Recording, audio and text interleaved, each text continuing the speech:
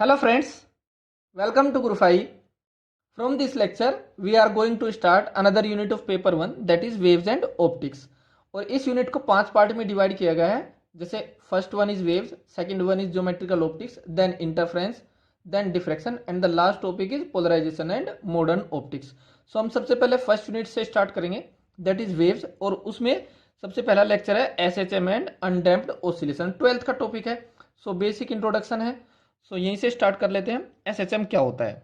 सो undamped oscillations का मतलब है देयर इज नो फ्रिक्शन और एनी ड्रैगिंग फोर्स. सो इसके लिए हम एक ब्लॉक और एक स्प्रिंग कंसिडर कर लेते हैं.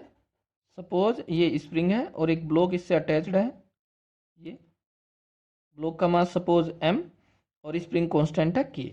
सो जैसे ही इस ब्लॉक को थोड़ा सा डिस्प्लेस करेंगे, सपोज डिस्प्लेसमेंट कितना है इस ब्लॉक का x, तो इस ब्लॉक पर एक रिस्टोरिंग फोर्स एक्ट करेगा दैट इज स्प्रिंग फोर्स. और negative sign shows that the restoring force is acting opposite to the displacement. So जो इक्वेशन बनेगी नेट फोर्स की, mass into acceleration equal to minus K X. Mass acceleration को double differentiation of displacement minus K x.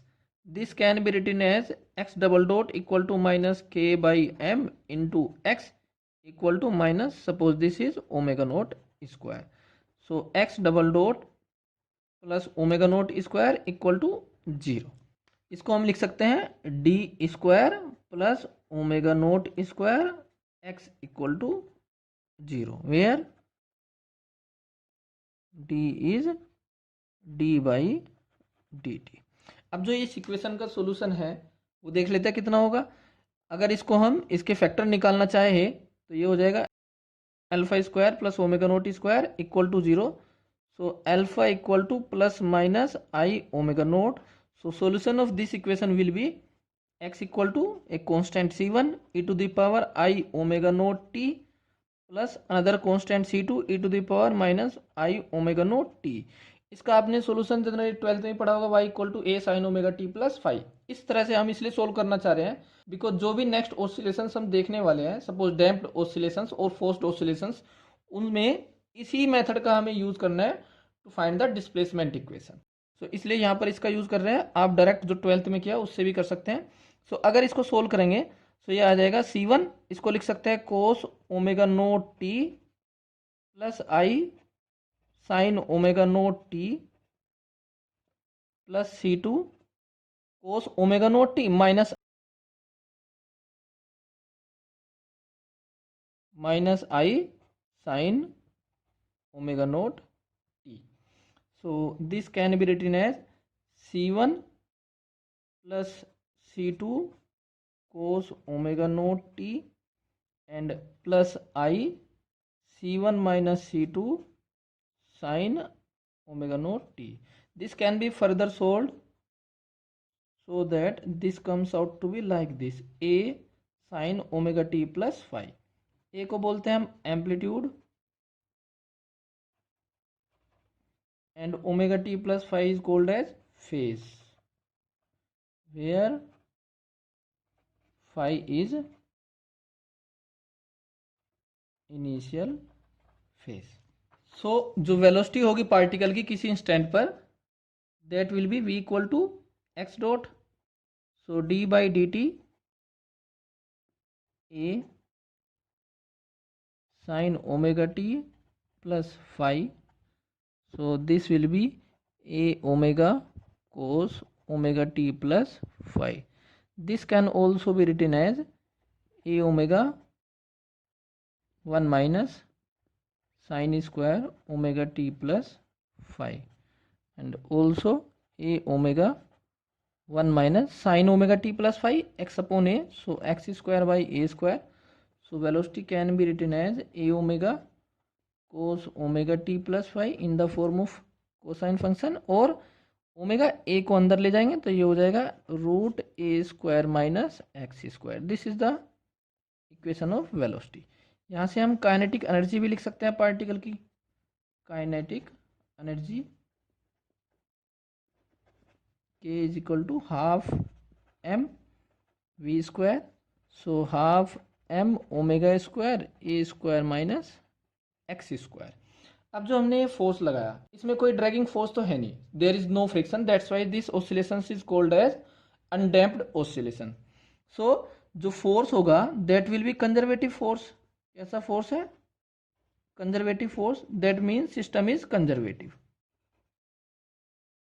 सो हमने last lecture series में पढ़ा भी है कि जब कंजर्वेटिव फोर्स होता है that force can be written as minus gradient of a scalar function. So work done by this force F dot dr can be written as minus del phi dot dr, और del क्या होता है? Del by del x i cap plus del by j cap plus del by del z k cap the grad of phi. So ये हो जाएगा del phi by del x, del phi upon del x, del phi upon del y i cap j cap plus del phi upon del z k cap, और d r क्या होता है? D x i cap plus D Y J cap plus D Z k cap, इस तरह से। सो इसका dot product करेंगे तो ये आ जाएगा minus del phi upon del x d x, del phi upon del y d y plus del phi upon del z dz. This is minus d phi. So this can be written as d phi equal to minus f dot dr. So this is the potential energy function which is represented by u. Potential energy function. So हम लिख सकते हैं change in potential energy equal to minus f dot dr. So f का dot product with dr can be written as minus d phi, that means minus du. So this is change in potential energy which is equal to negative of the work done by the conservative force. So du equal to minus f क्या होता है? m dv upon dt dot dr, dr by dt को हम लिख सकते हैं v. So m dv dot v, this can also be written as d v square by 2. इसका differentiation करेंगे सो 2v डॉट डी वी, इस तरह से आ जाएगा, 2 से 2 कैंसिल, सो यही आ जाएगा। अब इसको करते हैं इंटीग्रेट। सो डी यू है हमारे पास minus m d v square by 2। So integrating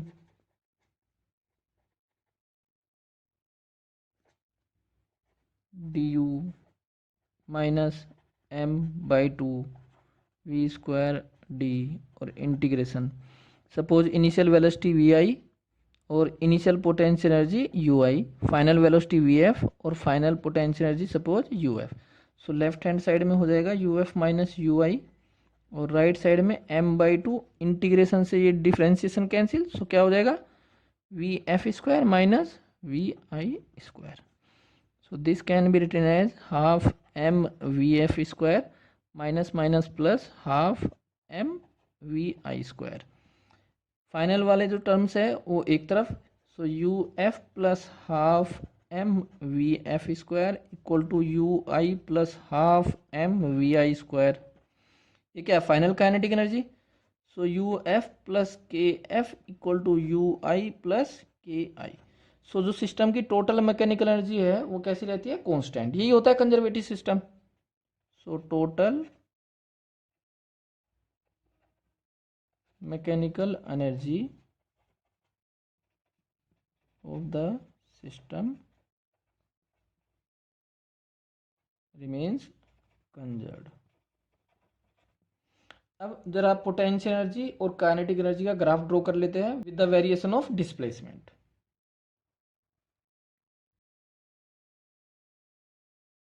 suppose इधर डिस्प्लेसमेंट है पार्टिकल का और इधर energy, potential energy, kinetic energy और टोटल एनर्जी। टोटल एनर्जी तो क्या रहेगी सिस्टम की? कांस्टेंट। सो ये ड्रॉ कर लेते हैं। सो टोटल एनर्जी तो कांस्टेंट है, और पार्टिकल का जो डिस्प्लेसमेंट है वो कहाँ से कहाँ तक है? लेफ्ट में सपोज डिस्प्लेसमेंट या एम्पलीट्यूड माइनस है टोटल डिस्प्लेसमेंट, और राइट साइड में भी टोटल डिस्प्लेसमेंट या मैक्सिमम डिस्प्लेसमेंट जिसको बोलते हैं एम्पलीट्यूड, वो है plus a. So this is the total energy. Now we have to draw the kinetic energy. Kinetic energy जो मीन पोजीशन पर होती है वो होती है maximum. So x equal to 0 पर वेलोसिटी मैक्सिमम है, और जो एक्सट्रीम पोजीशंस है लेफ्ट और राइट वहाँ पर काइनेटिक एनर्जी कितनी होती है? 0। सो ग्राफ कुछ ऐसा होगा, यह है काइनेटिक एनर्जी ग्राफ। नाउ जो पोटेंशियल एनर्जी का ग्राफ होगा वो काइनेटिक के अपोजिट होगा, बिकॉज काइनेटिक मैक्सिमम होगी तो पोटेंशियल जीरो होगी, काइनेटिक जीरो तो पोटेंशियल मैक्सिमम, टोटल एनर्जी तो रहनी है कांस्टेंट। इस तरह से यह है पोटेंशियल एनर्जी का कर्व, इधर है एनर्जी हमारे पास। सो एक पॉइंट ऐसा होता है जहाँ पर काइनेटिक और पोटेंशियल सेम होती है, इसको आप कैलकुलेट करोगे तो ये आ जाएगा a/√2, और इधर होता है ये -a/√। Now we will take a numerical problem based on undamped oscillations. Prove that in SHM, that means undamped oscillation, the average kinetic energy equals the average potential energy when average is taken with respect to time, while it does not hold good when average is taken with respect to displacement. That means अगर kinetic energy और potential energy का average लेंगे time के respect में for one oscillation, so same आएगा, but अगर distance या displacement के रेस्पेक्ट में एवरेज लेंगे तो वो सेम नहीं आएगा। तो यही हमें प्रूफ करना है। सो काइनेटिक एनर्जी क्या होती है, हाफ एम वी स्क्वायर, और वी हमने कैलकुलेट किया है half m a square omega square cos square omega T plus five. पहले इसी को देख लेते हैं, कौन सा केस ले रहे हैं, with respect to time. So average with respect to time, ये चेक कर रहे हैं हम पहले। सो आप लोग एक चीज़ और ध्यान रखना, कोस स्क्वायर थीटा और साइन स्क्वायर थीटा का जो एवरेज होता है for one revolution one cycle, वो कितना होता है, हाफ, और कोस थीटा और साइन थीटा का जो एवरेज होता है वो होता है 0 फॉर वन साइकिल। ये चीज़ ध्यान रखना आप लोग, तो इंटीग्रेशन करके सोल्व करने की ज़रूरत नहीं पड़ेगी, डायरेक्ट अप्लाई कर सकते हो for cycle, one cycle. Okay, so हमें के का एवरेज लेना है, तो cos square omega T plus five का एवरेज चाहिए, और उसकी वैल्यू क्या होती है, हाफ, तो डायरेक्ट पुट कर देंगे। तो k average over one cycle with respect to time will be half m a square omega square into half, so ये हो जाएगा 1/4 m a square omega square. Now potential energy ये क्या होती है, half k x square, x की value a sine omega T plus five, so a square sine square omega T plus five. अब potential energy का average लेना है, so sign square omega T plus five का average वो भी half, so ये 1/4 के ए स्क्वायर। नाउ हमें पता है कि के बाई एम जो है वो किसके बराबर है, ओमेगा स्क्वायर। सो के की value m omega square a square, ठीक है। सो चेक करो आप, दोनों सेम है। So u average equal to k average, but this is the case when average is taken with respect to time. अगर distance के respect में लेना है तो इसका इंटीग्रेशन करना पड़ेगा dx के रेस्पेक्ट में upon total displacement for one revolution. हम क्या लेंगे, मीन पोजिशन से एक्सट्रीम पोजिशन तक ले लेंगे, ठीक है। सपोज पार्टिकल यहाँ पर मीन पोजिशन पर है और यह है इसकी एक्सट्रीम पोजीशन, यह है मीन पोजीशन। तो मीन पोजीशन के लिए x इक्वल टू 0 और यहाँ पर x equal to plus a. सो यहाँ से यहाँ तक लेना है हमें एवरेज काइनेटिक एनर्जी का, ऐसे ही पोटेंशियल एनर्जी का, वो दोनों सेम नहीं आएंगे अकॉर्डिंग टू दिस प्रॉब्लम। यहाँ पर तो आ गए ये सेम, ठीक है। Now we will take average over the displacement, average with respect to displacement. तो पहले काइनेटिक एनर्जी का देख लेते हैं। काइनेटिक एनर्जी का average with respect to displacement 1 total displacement during 1/4 of revolution a, और k d x 0 to a, half k की जो वैल्यू है वो एक्स की टर्म्स में लिखेंगे अब, क्योंकि एक्स के रेस्पेक्ट में इंटीग्रेशन है। So half m omega square a square minus x square d x limit 0 to a, half m omega square constant, so outside half m omega square upon a square का integration a square x minus इसका x cube by 3 limit 0 to a, half m omega square a cube minus a cube by 3, ये upon a है, so a cube minus a cube upon 3 half m omega square upon a, कितना हो जाएगा 2a³/3। This comes out to be half m omega square a square. ये तो है kinetic energy. Now take potential energy, 1/a/u/dx।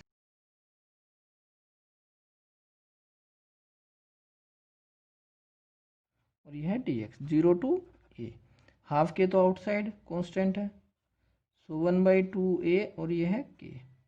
X square का integration x³/3, limit 0 to a, so k/2a/3, तो ये हो जाएगा 1/6 ka²। और k की वैल्यू m ओमेगा स्क्वायर, ये 6 है, सॉरी 6 × a²।